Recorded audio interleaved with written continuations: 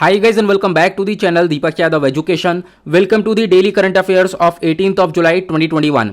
तो गाइज आज है तारीख 18 जुलाई 2021। आज की तारीख से जितने भी मोस्ट इंपॉर्टेंट करंट अफेयर्स बनेंगे उन सभी करंट अफेयर्स को हम लोग डिटेल में डिस्कस करेंगे। नाउ बढ़ते हैं आगे। और गाइज अगर आप लोग को इस लेक्चर का पीडीएफ चाहिए तो नीचे डिस्क्रिप्शन बॉक्स में आप सभी लोग को टेलीग्राम का लिंक दिया गया है, वहां से जाकर आप लोग इस लेक्चर के पीडीएफ को डाउनलोड कर सकते हो। और यह है मेरी Instagram ID Deepak Yadav education, यहां पर जाकर मुझे फॉलो कर लेना। अपनी जितनी भी क्वेरीज हैं मुझसे आप लोग यहां पर पूछ सकते हो, इसका लिंक भी आपको नीचे डिस्क्रिप्शन बॉक्स में मिल जाएगा।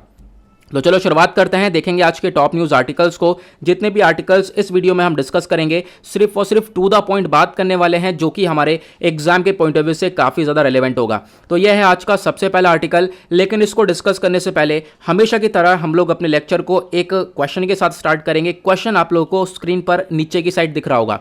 अगर आप लोगों ने कल वाला डेली करंट अफेयर का वीडियो देखा है तो इस क्वेश्चन को आप लोग बहुत ईजिली सॉल्व कर पाओगे। वैसे भी बहुत ईजी है ये और इंपॉर्टेंट भी है। आपको बताना यह है जो ये नेशनल आयुष मिशन है इसके रेफरेंस में कौन सा स्टेटमेंट बिल्कुल सही है, और इसके रिगार्डिंग आपको दो स्टेटमेंट दिए गए हैं। जैसे कि ये जो नेशनल आयुष मिशन है ये एक सेंट्रली स्पॉन्सर्ड स्कीम है। दूसरा स्टेटमेंट बोलता है कि इसको लॉन्च किया गया था साल 2020 में। आप लोगों को बताना है कौन सा स्टेटमेंट सही है। नीचे आपको ऑप्शन देखने को मिल जाएंगे। ए ऑप्शन बोलता है पहला स्टेटमेंट सही है, बी ऑप्शन बोलता है दूसरा स्टेटमेंट सही है, सी ऑप्शन बोलता है दोनों ही स्टेटमेंट सही है, और डी ऑप्शन बोलता है दोनों में से कोई भी स्टेटमेंट सही नहीं है। ओके, नाउ अब आते हैं पहले आर्टिकल पर।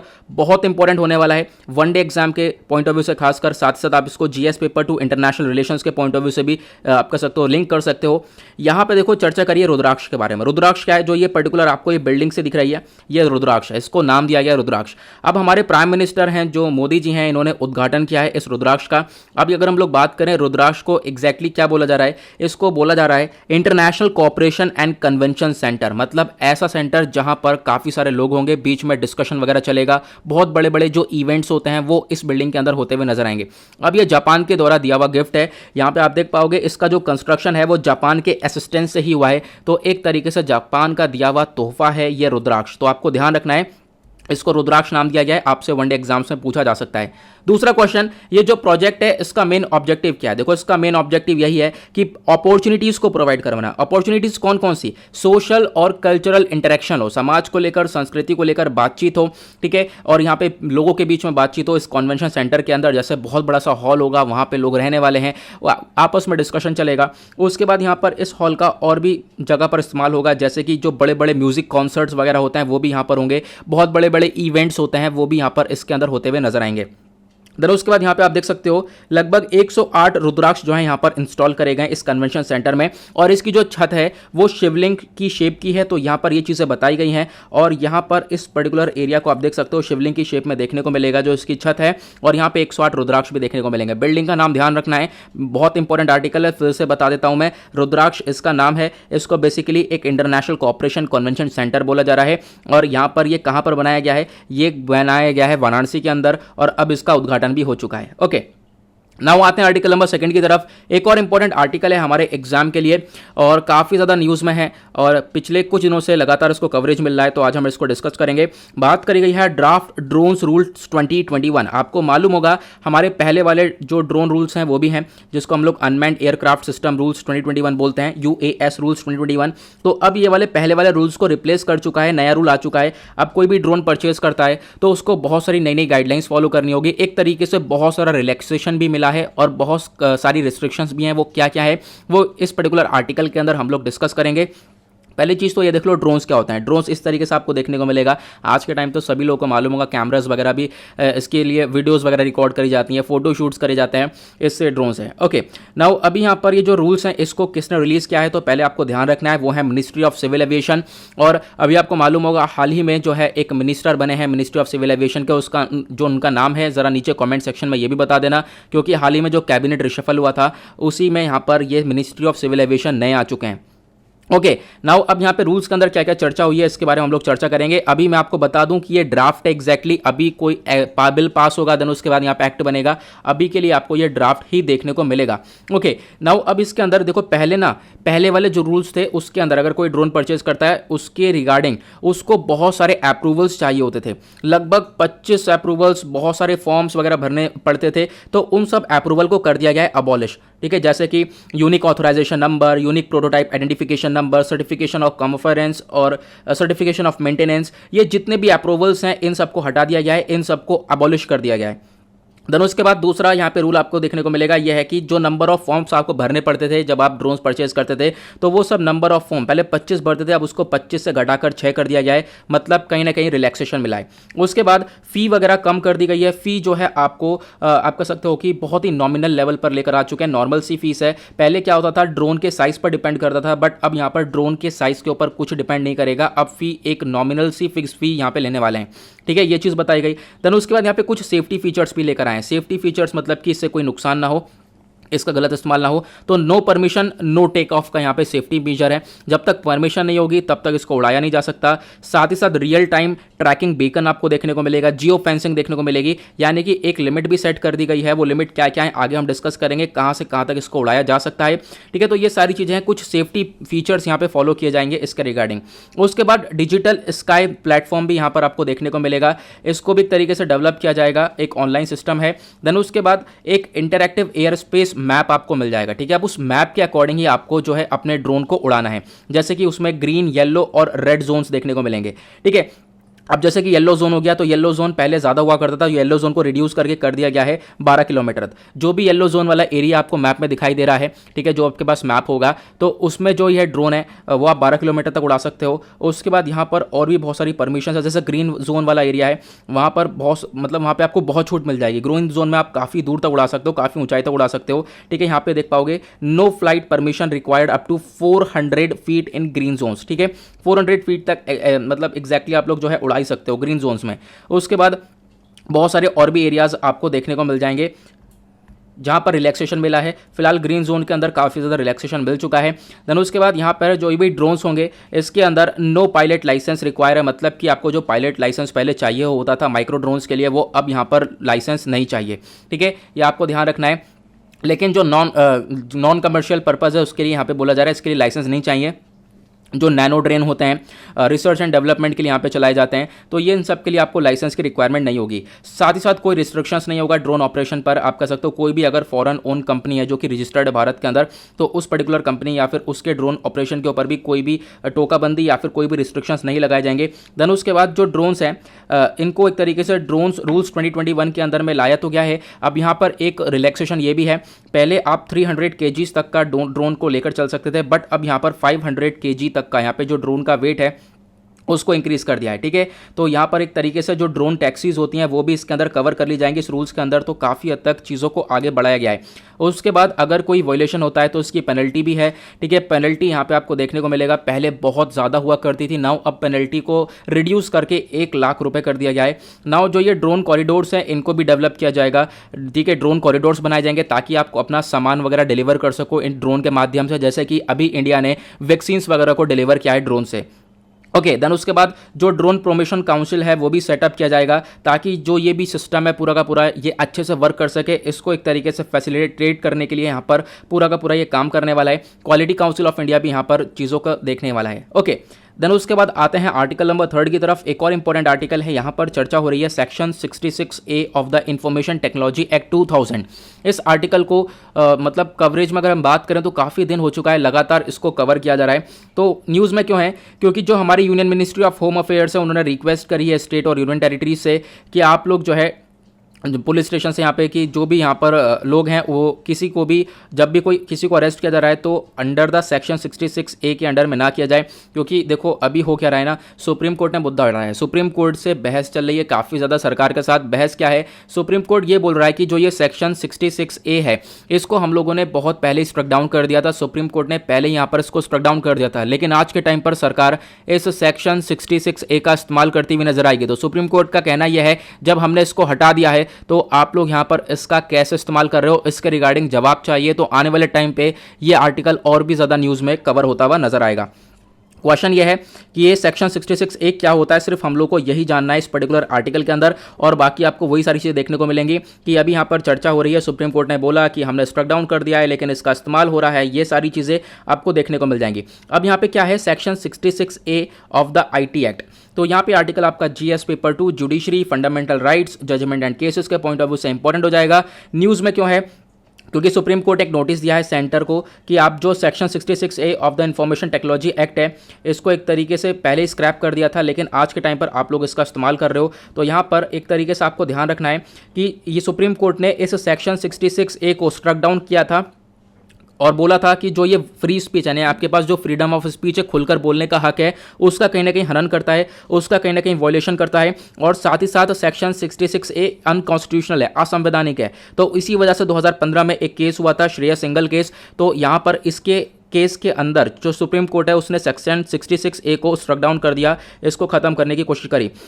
देन उसके बाद यहाँ पे अगर हम लोग बात करें सेक्शन 66A एग्जैक्टली है क्या, तो यहाँ पर ये पुलिस को पावर देता है कि पुलिस वाला किसी को अरेस्ट कर सकते हैं, जो पुलिसमैन होता है वो किसी को भी अरेस्ट कर सकते हैं अगर कोई व्यक्ति सरकार के खिलाफ ऑफेंसिव मेनेंसिंग ये सारी चीज़ें क्रिएट करता है। मतलब कि आप कह सकते हो कोई कार्टून बनाता है, कोई ऐसा कार्टून बनाता है जो कि सरकार की आलोचना कर रहा हो, ठीक है, या फिर आप कह सकते हो कुछ ऐसा लिख देता है, कुछ आर्टिकल ऐसे पब्लिश कर देता है जो कि सरकार के खिलाफ लिखा हुआ है। मतलब सरकार के खिलाफ जो भी यहाँ पे लिखना है या फिर देखना है, ये सब कार्टून्स वगैरह बनाना है, तो उसके रिगार्डिंग यहाँ पे पुलिस वाला जो है, पुलिसमैन जो है वो उस बंदे को अरेस्ट कर सकता है, तो सेक्शन 66A का इस्तेमाल करके। तो सुप्रीम कोर्ट ने यही बोला है कि देखो कहीं ना कहीं ऐसा भी होता है कि सरकार गलत ही कर रही हो, लोग जो है बिल्कुल सही क्रिटिसाइज कर रहे हो, लोग बिल्कुल सही आलोचना कर रहे हो, तो यहाँ पर कहीं ना कहीं लोगों का जो फ्रीडम ऑफ स्पीच है वो कहीं ना कहीं वॉयलेट होता हुआ नजर आएगा, उसका हनन होता हुआ नजर आएगा।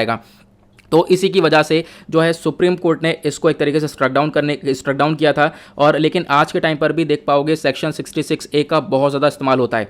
सुप्रीम कोर्ट ने बोला है कि जो हमारे फंडामेंटल राइट्स हैं उसके अगेंस्ट में, फंडामेंटल राइट्स आपको पता होगा 12 से 35 तक आपको आर्टिकल 12 से लेकर 35 तक फंडामेंटल राइट्स देखने को मिलेंगे, 31 इसके अंदर नहीं है, ठीक है, जो राइट टू प्रॉपर्टी है वो नहीं है इसके अंदर।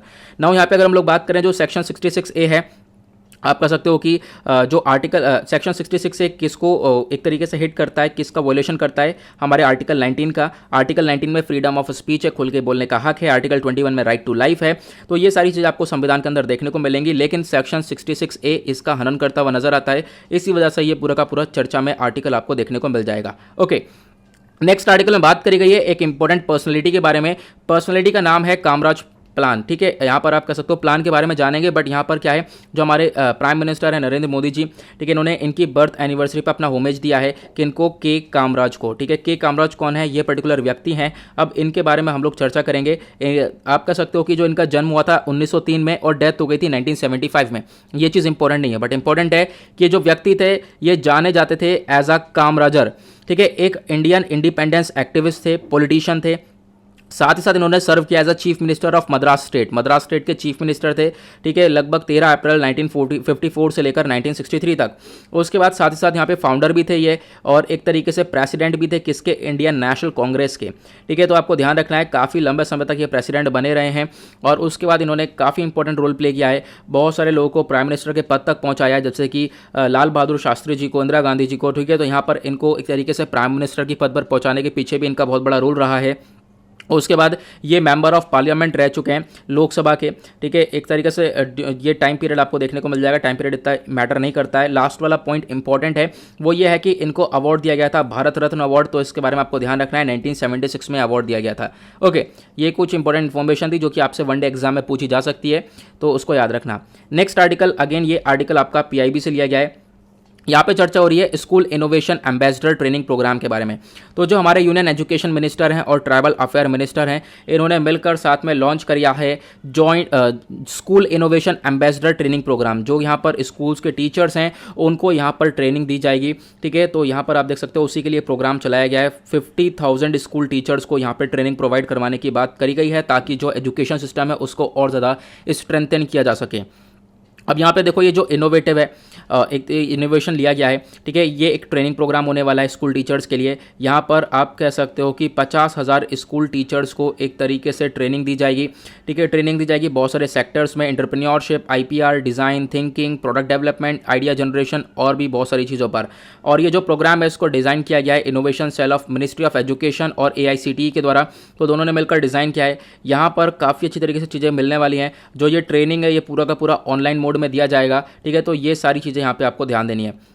नेक्स्ट आर्टिकल वनडे एग्जाम के लिए इंपॉर्टेंट हो सकता है, यहाँ पर डे से रिलेटेड आर्टिकल है, वर्ल्ड यूथ स्किल्स डे। तो हमारे प्राइम मिनिस्टर ने एड्रेस किया है world youth skill day program, ठीक है। तो यहाँ पर इसी को लेकर ये चर्चा में है। तो आपको देखना यह है कि जो यूनाइटेड नेशन है उसने अपनी जनरल असेंबली में नवंबर 2014 की बात है, इन्होंने यहाँ पर तभी डिक्लेयर कर दिया था कि 15 जुलाई को as a world youth skills day celebrate किया जाएगा। तो अभी यहाँ पर 15 जुलाई को ये सेलिब्रेट किया गया है, उसी वजह से यह पर्टिकुलर आर्टिकल आपको न्यूज़ में देखने को मिलेगा। नाउ ये जो डे है ये एक तरीके से अपॉर्चुनिटी है टेक्निकल और वोकेशनल एजुकेशन ट्रेनिंग के लिए। यहाँ पे क्या होगा, यहाँ पे मानना ये है कि देखो जो भी यंग पीपल हैं उनको अगर स्किल्स दी जाए, ठीक है, उनको स्किल्स प्रोवाइड करवाए जाए एम्प्लॉयमेंट के लिए, तो वो आगे जाकर बहुत कुछ कर सकते हैं। तो उसी वजह से यहाँ पर वर्ल्ड यूथ स्किल्स डे मनाया जा रहा है, ताकि जो यूथ हैं यानी कि जो यूथ पर्सनैलिटीज़ हैं, जैसे कि खासकर इंडिया के अंदर सबसे ज़्यादा यूथ व्यक्ति आपको देखने को मिलेगा, तो उनको एक तरीके से स्किल्स वगैरह प्रोवाइड करवाई जाए ताकि वो जो है आगे भी कुछ कर सके, हमारी कंट्री के अंदर भी कॉन्ट्रीब्यूट कर सके। उसके बाद यहाँ पर चर्चा हो रही है सस्टेनेबल डेवलपमेंट गोल 4 के बारे में। आपको मालूम होगा सस्टेनेबल डेवलपमेंट गोल्स के बारे में। क्वेश्चन ये है, ये आपको बताना है कितने ये सस्टेनेबल डेवलपमेंट गोल हैं, और ये बताना। और देखो यहाँ पे ये चीज़ बताई गई है 2030 तक हमारा गोल ये है कि हम इन गोल्स को अचीव करेंगे। नाउ ये जितने भी गोल्स हैं इसमें से जो चौथा नंबर वाला है वो एजुकेशन को लेकर बातचीत करता है। एजुकेशन और ट्रेनिंग कहीं ना कहीं बहुत इंपॉर्टेंट रोल प्ले करती है, और एक तरीके से यहाँ पर ये आप कह सकते हो कि एक इंसान के लाइफ के अंदर एक अपॉर्चुनिटी प्रोवाइड करवा देती है अगर यहाँ पे उसको एजुकेशन ट्रेनिंग और स्किल्स अगर टाइम पर मिल जाए तो कहीं ना कहीं यहाँ पे नेशनल यूथ स्किल्स डे जो है ये सस्टेनेबल डेवलपमेंट गोल के बारे में भी चर्चा करता है, तो इसके बारे में आपको ध्यान देना है। उसके बाद आता है नेक्स्ट आर्टिकल की तरफ। यहाँ पे चर्चा हो रही है, हमारे प्राइम मिनिस्टर ने उद्घाटन करे हैं बहुत सारे डेवलपमेंट प्रोजेक्ट्स का। कहाँ पर उद्घाटन किया गया है? वाराणसी के अंदर। अभी यहाँ पर जो हमने आर्टिकल नंबर 1 डिस्कस किया था रुद्राक्ष के बारे में, वो भी वाराणसी के अंदर इनॉग्रेट किया गया है। लेकिन अभी यहाँ पर और भी बहुत सारे डेवलपमेंट प्रोजेक्ट्स वाराणसी के अंदर लगाए गए हैं, जैसे कि टूरिस्ट फैसिलिटेशन सेंटर, ठीक है, और ये लगाया गया है under the project development of Varanasi under the Prasad scheme. जो प्रसाद स्कीम है फेज़ 2 है, जो प्रसाद स्कीम का जो फेज़ 2 है, इसके अंदर ये सारे डेवलपमेंट प्रोजेक्ट लगाए जा रहे हैं। उसी के साथ यहाँ पर जो क्रूज़ है वो भी चलाया जाएगा, ठीक है। क्रूज़ मतलब एक बहुत बड़ा सा शिप होगा और उस शिप में लोग जो है बैठकर टूर का मजा लेने वाले हैं। टूरिज्म की तरह यहाँ पे उसका इस्तेमाल किया जाएगा। वो शिप घूमेगा, लोग जो है मज़ा लेंगे उस शिप का। बड़ा सा शिप होता है वो और काफ़ी बेहतरीन होता है, बहुत सारे लोग उसमें बैठ सकते हैं, आराम से जो है टूर करके वो आ सकते हैं। तो यहाँ पर एक तरीके से इसका भी डेवलपमेंट होता हुआ नजर आएगा, ये प्रोजेक्ट भी चलाए जाएंगे। नाउ अब हम लोग बात करते हैं प्रसाद के बारे में। तो देखो प्रसाद की फुल फॉर्म है pilgrimage rejuvenation spiritual heritage augmentation drive. मतलब यह है जो भी हमारे तीर्थ स्थल हैं उसको वापस से नया करना, वहाँ पर नए नए डेवलपमेंट करना, उसके लिए प्रसाद स्कीम चलाई जाती है, ठीक है। तो यहाँ पे एक सेंट्रली सेक्टर स्कीम है जिसको पैसा मिलता है भारत सरकार के द्वारा, ठीक है। एक तरीके से इसको लॉन्च किया गया था मिनिस्ट्री ऑफ टूरिज्म के द्वारा 2014-15 में, आपको ध्यान देना है। इसका जो मेन ऑब्जेक्टिव है वो यही है कि जो भी हमारे पिलग्रिमेज या फिर हेरिटेज डेस्टिनेशन है, जो भी हमारी विरासतें हैं या फिर जो भी हमारे तीर्थ स्थल हैं, ठीक है, पवित्र स्थल हैं, वहाँ पर एक तरीके से डेवलपमेंट करना। तो इसलिए यहाँ पर ये प्रसाद स्कीम वर्क करती है और उसी के रिगार्डिंग वाराणसी के अंदर आज के टाइम पर डेवलपमेंट हो रहा है इन पर्टिकुलर एरियाज़ के अंदर, और इसके लिए कॉस्ट भी लगाई गई है। कॉस्ट को अप्रूव किया गया था, लगभग 44.69 करोड़ रुपीज़ यहाँ पे अनाउंस करे गए थे फरवरी 2018 के अंदर, ठीक है। तो ये सारी चीज़ आपको देखने को मिल जाएंगी।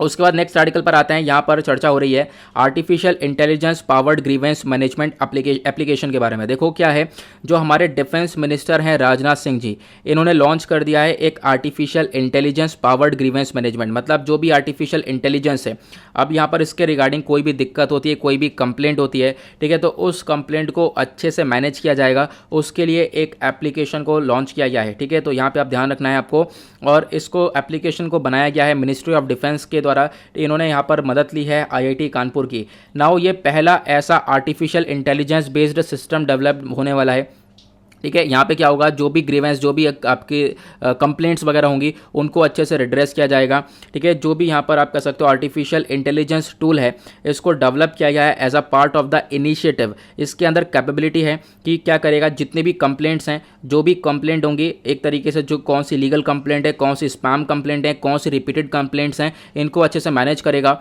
ठीक है। जो भी ऑथेंटिक कंप्लेंट्स होंगी, हाँ, जिसके रिगार्डिंग स्टेप्स उठाए जा सकते हैं, जिनको रिड्रेस किया जा सकता है, उसके खिलाफ यहाँ पर ये फिर एप्लीकेशन पे वर्क किया जाएगा। तो ये आप लोग ध्यान दे सकते हो। उसके बाद यहाँ पर कंप्लेंट को लेकर बात ये करी गई है, जो कंप्लेंट्स हैं इनको अलग अलग कैटेगरीज के अंदर भी बांट दिया जाएगा, ठीक है। तो ये चीज़ें कुछ नई नई देखने को मिलने वाली हैं।